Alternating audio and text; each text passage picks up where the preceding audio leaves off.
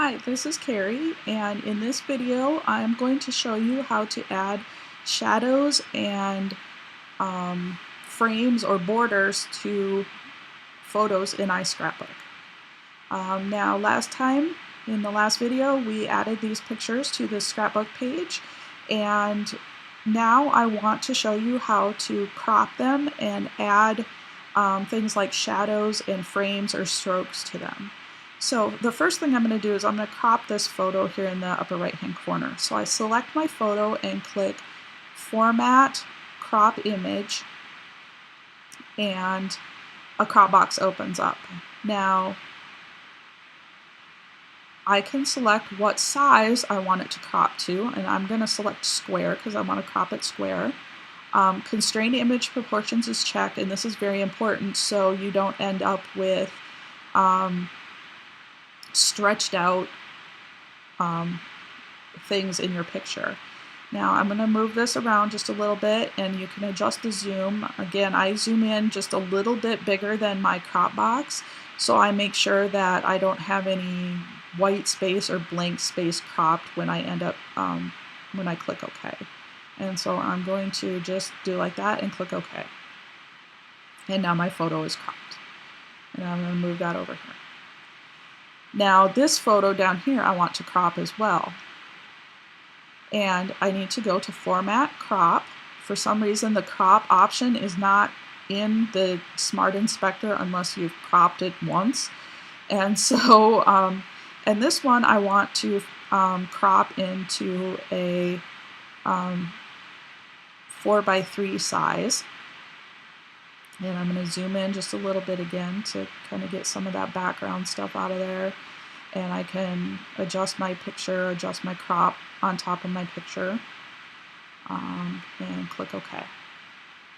So that is how you can crop a picture that you haven't put into a shape or rectangle or something like that.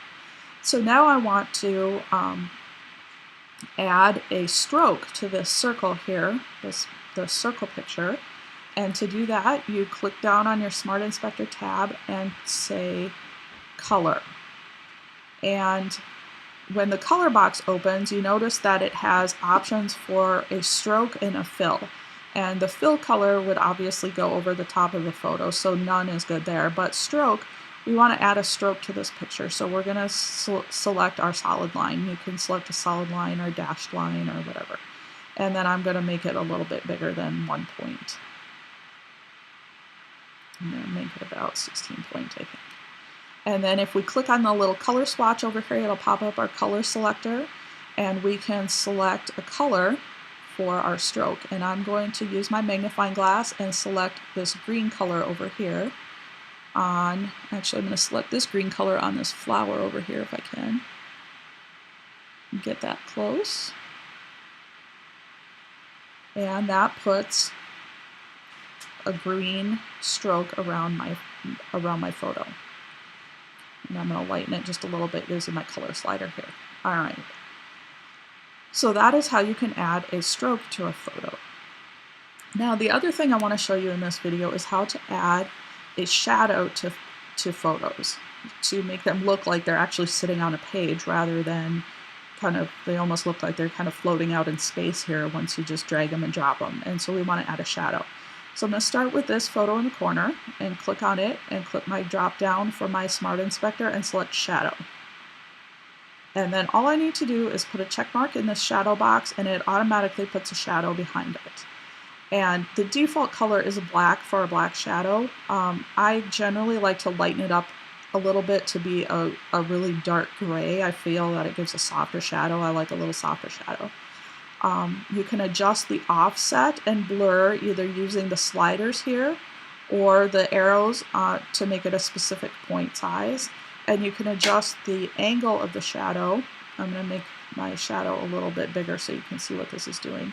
You can adjust the angle of the shadow with the rotating dial here. Now, this is a little backwards if you ask me. Where the little dot is on the dial is where your light source is coming from. So the shadow is going to fall in the opposite direction. So right now I have my little dot at 0 degrees, so my shadow is falling at 180 degrees. If I put my shadow dot at 45 degrees to the right, that's where the sun is, or my light bulb is, and so my shadow is falling 45 degrees to the left of the picture. And that's why I increased the offset, is so you can see how that rotates around. So in my mind, that's backwards. In my mind, I would put the dot where I wanted the shadow to be, but in the software, the dot is where the light source is. So you just have to kind of keep that in mind if that is important to you. Generally, I put such a subtle shadow on it that it doesn't really matter where my angle is coming from, but sometimes it's important. And I usually bump my shadow offset down to 2 even. Now, in SBC Studio, there's a option that's called glow, and it's kind of like a shadow only all the way around the picture. iScrapbook doesn't have a glow option, but I have found that using an offset of about 1 or 2 points with a blur of 2 to 3 or maybe even 4 points gives a fairly good faux shadow effect. In this case, I'm going to leave my offset at 3 and my blur at 3 and just close my inspector, and you can see there's a little bit of a shadow there. I'm going to do the same thing to the circle picture. Click shadow. I think I might click a little bit higher on my offset. Again, I'm going to bump it up to gray so it's not quite so harsh. You can make your shadow any color you want. I usually use a dark gray, so the shadow isn't quite as harsh, but adds that depth. And I'm going to add a shadow to this picture over here using the same method. Just tone it down a little bit and bump that up and close my shadow box. So now I have my 3 photos shadowed, and they're looking a little bit more dimensional. Now, up here, this photo that's in this picture frame, if I shadow it, in fact, I actually want to move it a little bit. Her feet are getting cut off there, so I'm going to, actually I can just move the frame up. There we go.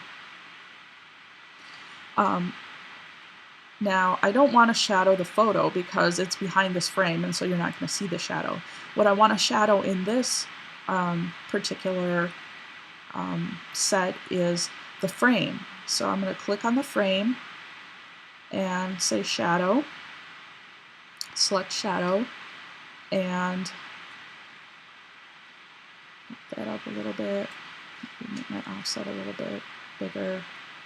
And now my frame is shadowed, and so it looks a little more dimensional.